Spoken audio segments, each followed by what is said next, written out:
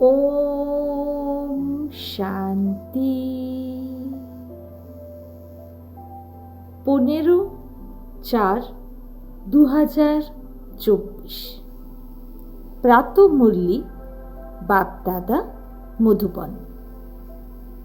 বাবা আজকে বললেন, মিষ্টি বাচ্চারা, এই সঙ্গম যুগ হলো উত্তম থেকে উত্তম হওয়ার যুগ। এই যুগেই তোমাদের পতিত থেকে পবিত্র হয়ে পবিত্র দুনিয়া বানাতে হবে। আজকের প্রশ্ন হলো, অন্তিম সময়ের অত্যন্ত বেদনাদায়ক দৃশ্য দেখার জন্য তোমাদের মনের দৃঢ়তা কিসের আধারে আসবে? বাবা উত্তর দিলেন, তোমরা দেহ ভাবকে দূর করতে থাকো।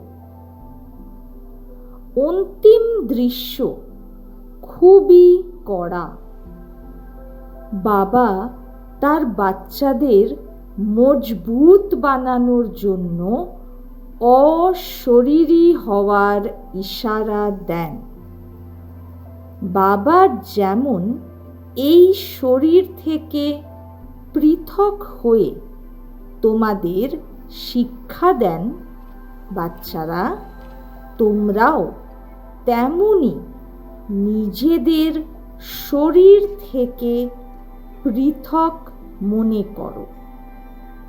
অশরীরী হওয়ার অভ্যাস করো।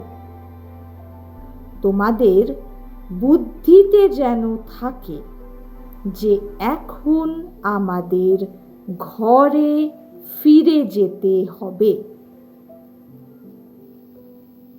ওম শান্তি। ধারণার জন্য মুখ্য সার। প্রথম, নিজের সাথে কথা বলো। আহা, বাবা এসেছেন আমাদের সেবায়। তিনি আমাদের ঘরে বসে পড়াচ্ছেন।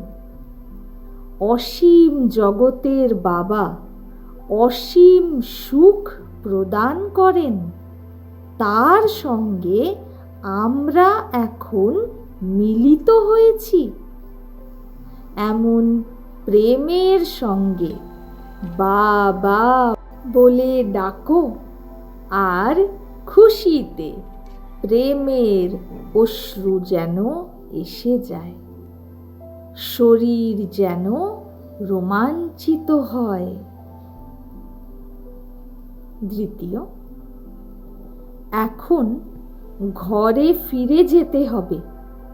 তাই সবার থেকে মোহ দূর করে জীবনমৃত হতে হবে। এই দেহকেও ভুলতে হবে। এর থেকে পৃথক হওয়ার অভ্যাস করতে হবে।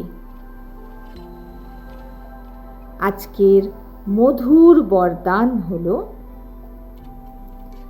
অতীত হয়ে যাওয়া কথা বা বৃত্তিগুলিকে সমাপ্ত করে সম্পূর্ণ সফলতা প্রাপ্তকারী স্বচ্ছ আত্মা ভব। সেবাতে স্বচ্ছ বুদ্ধি, স্বচ্ছ বৃত্তি আর স্বচ্ছ কর্ম হল সফলতার সহজ আধার। যে কোনো সেবার কাজ যখন আরম্ভ করো, তখন প্রথমে চেক করো যে বুদ্ধিতে কোনো আত্মার অতীতে ঘটে যাওয়া কথা তো স্মৃতিতে নেই।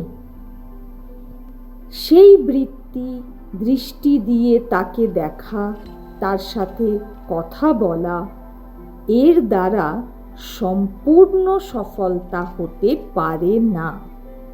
সেই জন্য অতীতে হয়ে যাওয়া কথা বা বৃত্তিকে সমাপ্ত করে স্বচ্ছ আত্মা হও, তবেই সম্পূর্ণ সফলতা প্রাপ্ত হবে।